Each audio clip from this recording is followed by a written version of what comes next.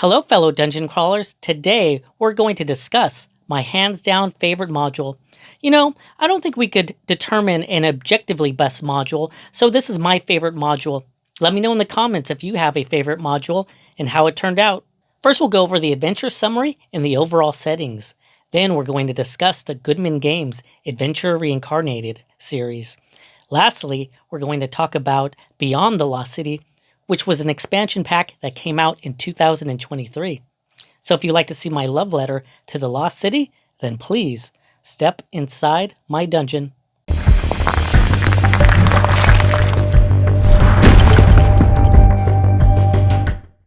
On my first two videos, I spoke about my personal history with D&D, and I talked a few minutes about the Lost City. So if you'd like to see my personal experiences with the Lost City, please check out these videos. The links are in the description.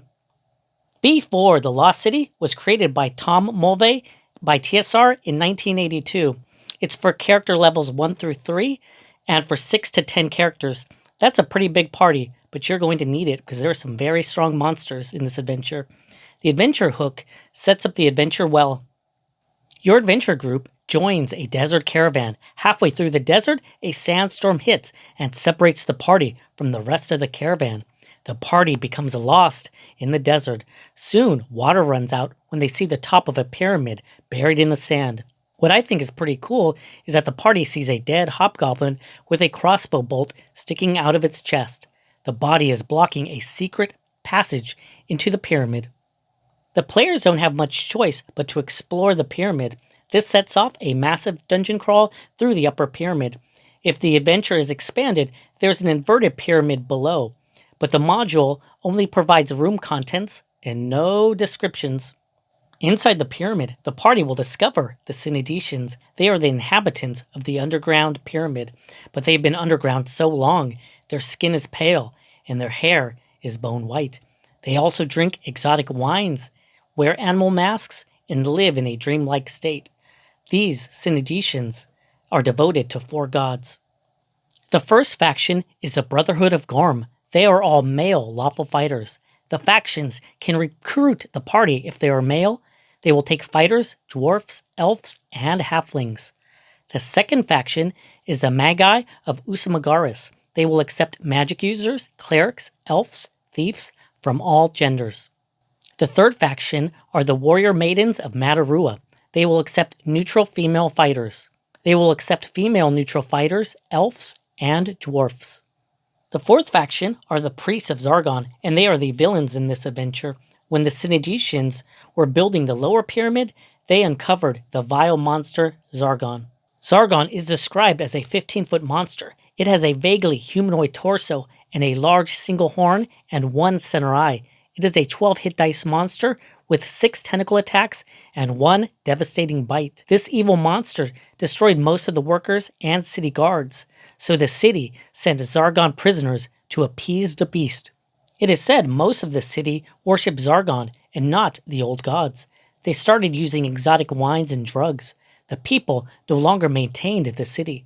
The old city on the surface was destroyed, and any surviving Synedicians took refuge in the pyramid and the underground area below the pyramid. In this adventure, the party will explore the 100-room dungeon crawl, but this really isn't a kick in the door and take out the monster type of adventure, but it is possible to play as a murder hobo, but it would make for a tough adventure. Rereading this adventure, I was surprised on how deadly this adventure was. Remember, this was a first-level party. There are many, and I mean many standard monsters. There are insects like oil and fire beetles, and even killer bees. There are wild animals like rats and wolves. There are also poisonous snakes. With 1 hit and a failed savings throw, that's it for the character. These monsters can be tough for a first-level party. As a party travel down the pyramid, the monsters get even stronger. On Tier 4, the group have better leveled up because they're going to need any extra hit points to survive. They come across 2 white apes, which are 4 hit dice monsters. The group even come across ogres and owl bears. What's even more crazy is that there's monsters around that can only be hit by magic items, and the party probably haven't found any at this point, so they better get used to running. It becomes very important for the party to make friends with the Synedicians because they can provide life-saving aid. I feel the maps are some of the best at the time it was released. It comes with the infamous trifold cover. The maps are well organized and clear. I remember loving these maps in the 80s. The level design is not overly complicated, and it made it easy to map out. Also, I was blown away when I saw the isometric map of the underground for the first time. It is detailed and conveys the size of the city well. The module doesn't have tons of art, but what it does have is pretty good. I love the front cover where the party is trying to pack up all of its treasure when it is being attacked. I do prefer some of the inside art more. My favorite in the module is the inside front cover, which shows the adventure group finding the statue on the first floor of the pyramid.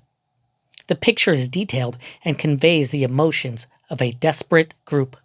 Some of the art seems like photos to me. They show so much motion, it's amazing. And is it me, or does that photo of the dwarf standing next to the statue seems like a selfie? I sure would have done that. Let me know in the comments if you have a favorite picture and why. This adventure has some great new monsters. I really like the Banshee. They have a whale that does damage to any living creatures in the area. The werefox can change its forms into a fox or a human. They can charm the opposite sex. They prefer to charm a victim rather than fight, so be careful with these honeypots. Over a full page is devoted to describe the Synedicians. You are provided with 12 different encounters with these crazy inhabitants. One popular encounter is when a Synedician in a wolf mask believes he is a werewolf. He crawls on all fours and acts like a wolf. He even believes he can only be harmed by magic. My favorite part of the adventure is Part 5, Expanding the Adventure. We already discussed the upper pyramid, which has 50 rooms, and they have full room descriptions.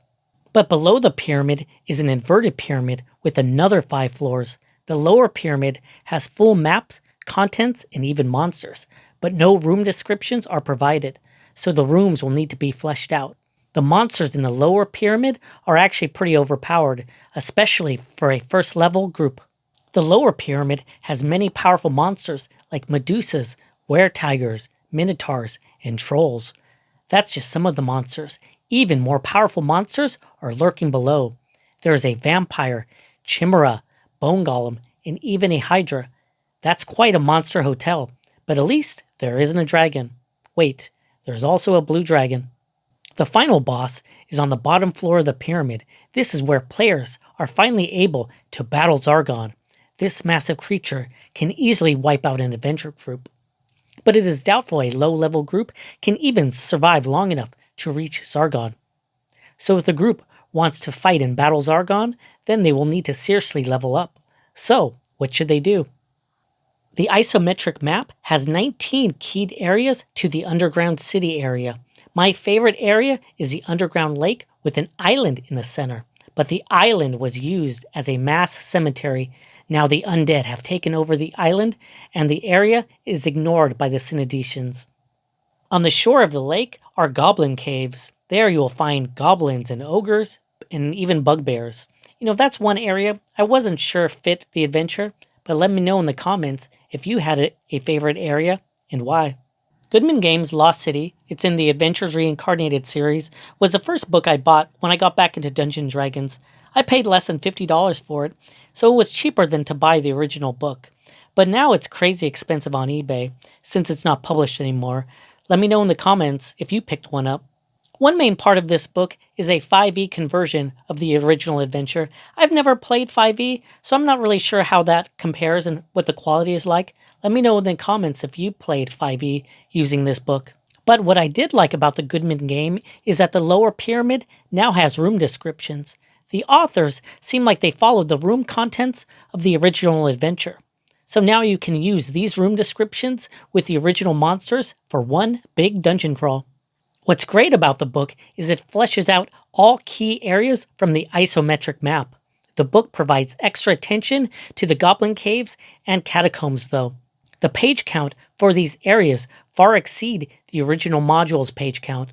The maps and artwork are highly detailed, and they still give a retro feel. Fortunately, I bought these books as they came out, so they were quite a value. I only have the TSR books though, so let me know in the comments how the other books are in the series, like Dark Tower.